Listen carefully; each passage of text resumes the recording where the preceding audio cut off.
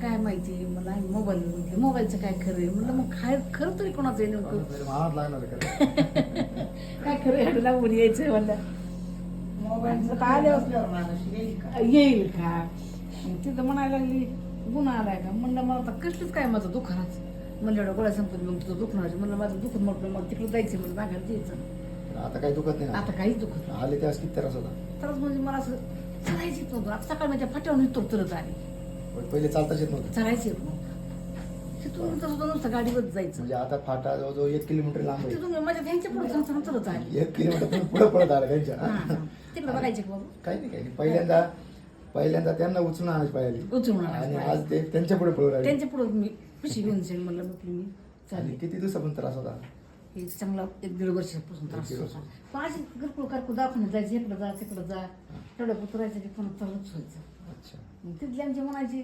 मोबाईलचं काय करेन कशाचं काय आणि आता करेन आपल्याकडे फक्त 2 सेटिंग झाले बरोबर हा 2 सेटिंग 2 सेटिंग मध्ये आता काही दुखायचं राहिले का शिल्लक काहीच नाही राहिलं शिल्लक तर तरी सुद्धा पेशंट सहज ट्रीटमेंटसाठी आले चेकअपसाठी आता त्यांना त्रास काहीच नाही पण फक्त चेकअपसाठी त्यांना बोलवलं होतं म्हणून 3रा चक्कर आज ते सेटिंगला आली होती तर 1.5 ते 2 वर्षापासूनचा जो त्रास आहे त्यांचा तो फक्त 2 सेटिंग मध्ये त्यांना 100% आज आराम आला किती टक्के म्हणू शकता तुम्ही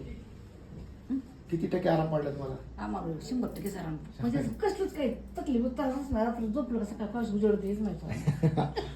रात्रभर नुसतं असं जागच राहायचं नुसतं जागच राहायचं आणि गाव कोणतं ताई तुमचं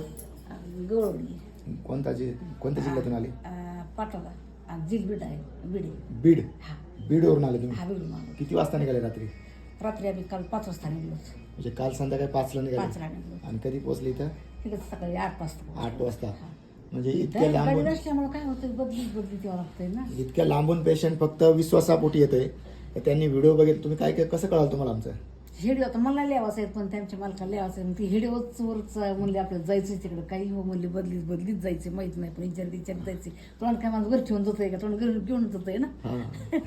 लोक तुम्हाला बोलत असतील ना इकडे कशाला चालले कशाला जाता तुम्ही काय उपयोग आहे काय खरं नसतं असं करू मोबाईलवर काय खरं नसते मोबाईलचं काय खरं असं किती एक झेडे म्हणते म्हणलं नाही आम्हाला जायचंच आहे म्हणलं आमचं काही होऊन द्या आम्हाला जायचंच आहे.